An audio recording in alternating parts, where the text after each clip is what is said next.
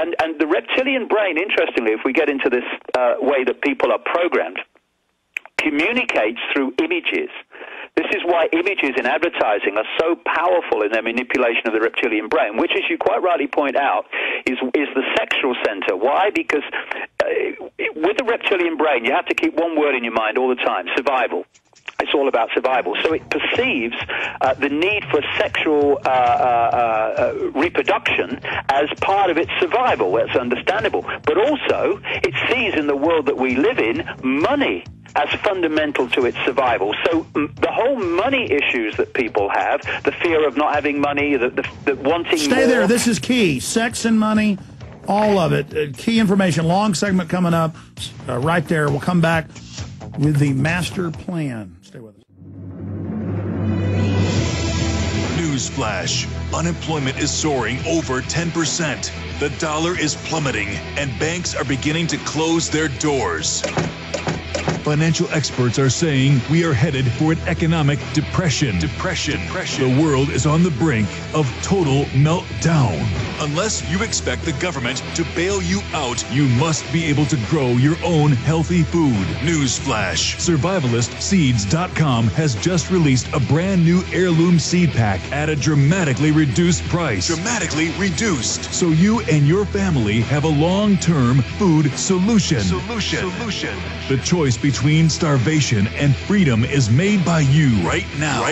Go to SurvivalistSeeds.com. That's SurvivalistSeeds.com, because you are almost out of time. SurvivalistSeeds.com. You know what Revelation talks about? How the kings of the earth traffic in the souls of men.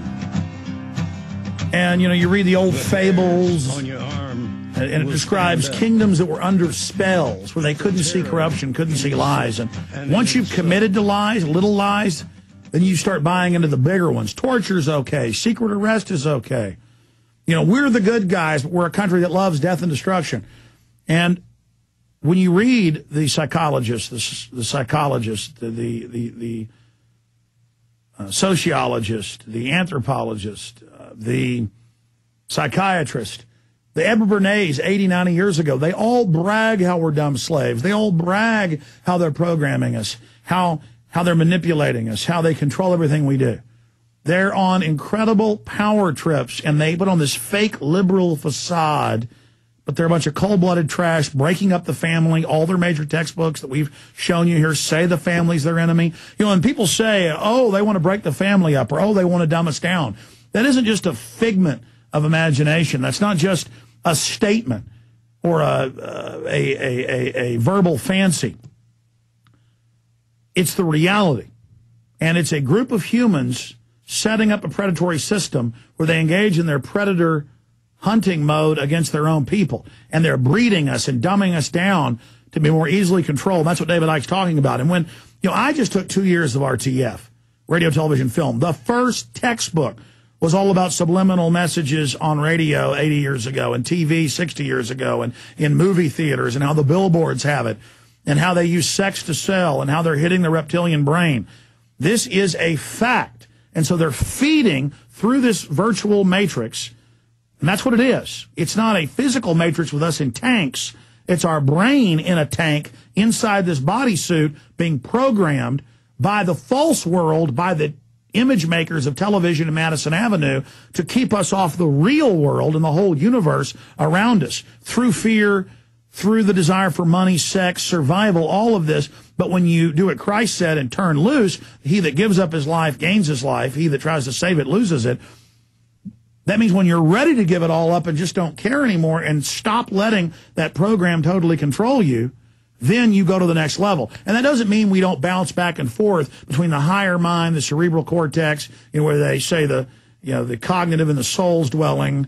And if you don't believe that, fine, that's your issue. And the animal brain, regardless, through this electrochemical computer, we are being programmed and manipulated, and the establishment brags about it, and they put compulsions and mental blocks in you through culture, through television, through the jokes they make on TV, that then are repeated by people on the ground, giving it reality in this plane of existence, not in the cyber world, the make-believe TV world that's now becoming reality, that it's not kosher to talk about these things. And so people are in a prison for their mind. David Icke, please continue. Talking now, I've got a piece of paper in front of me, and I've just been ticking off little things, issues that you brought up, and they come under one heading, reptilian brain. From the reptilian brain, we get all the survival mechanisms, yes, for which break out into multiple different expressions of what the brain perceives to be necessary to survive from. But we get cold-blooded behavior. We get the desire for power over. Power over comes from survival. The idea that if you have power over, then you've got a much greater chance of survival. It's one where the reptilian brain is where we get a ritualistic behavior. I mean, these guys, of course, are big time into their satanic rituals. But if you look at human society, Alex, it's just a daily repeating of ritual repeating behavior. The reptilian brain, we get the desire for top-down hierarchical structures of power. Look at the world. It's an expression of the reptilian brain. You were talking there about, addictions. Well, addictions come from the reptilian brain. Addiction to money, addiction to sex, addiction to drugs. And then you look at the survival mechanisms and how they play out through problem, reaction, solution. When they say, oh, swine flu, pandemic, what are they saying that to? They're saying it to the survival responses in the reptilian brain of, oh, my God, survival, do something. Yes, compulsory vaccination. Yes, anything. Terrorism. Oh, yes, war on terror. Weapons of mass destruction. Yes, invade Iraq. Oh, yes, anything. Oh, my God. It's all through the reptilian brain because they understand how it works. And we need to understand how it works because once we do that, the defense mechanisms start to go up. And also, we can start to observe our own behavior.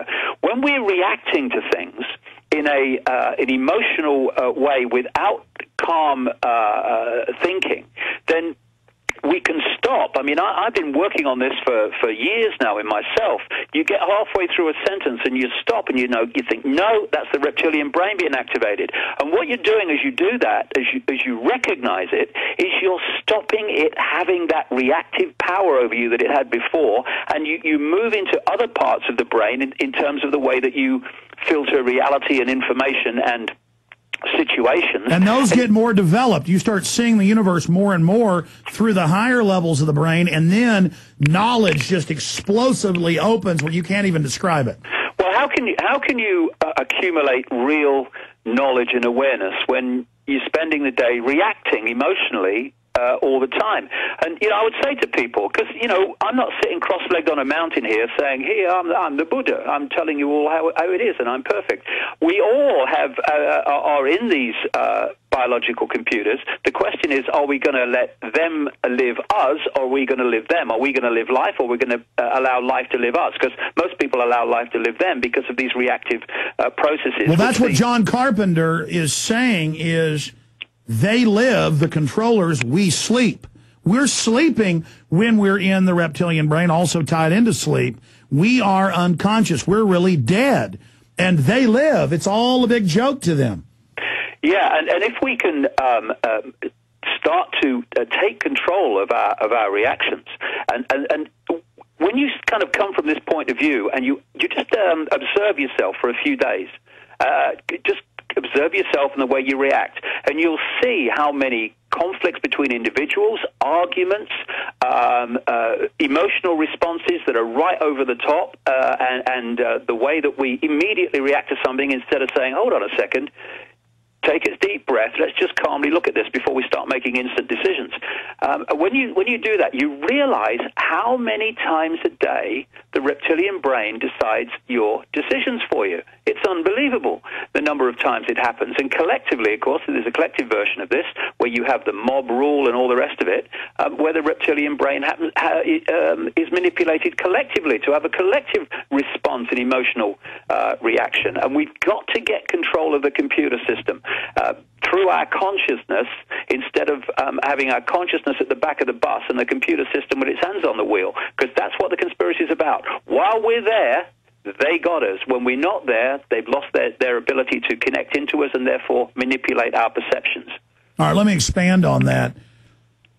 because it's been scientifically proven, as you know, but for listeners who may not, by thousands of universities for over 100 years, that mice and other animals know when a hurricane or an earthquake's coming days or sometimes weeks beforehand. They can also do double-blind studies where there's a 20-foot wall. You can't hear what's going on in the next room, but if people are agitated in the next room or being hurt, brain waves, go into a pattern of disarray or being upset yourself, kind of that 100th monkey.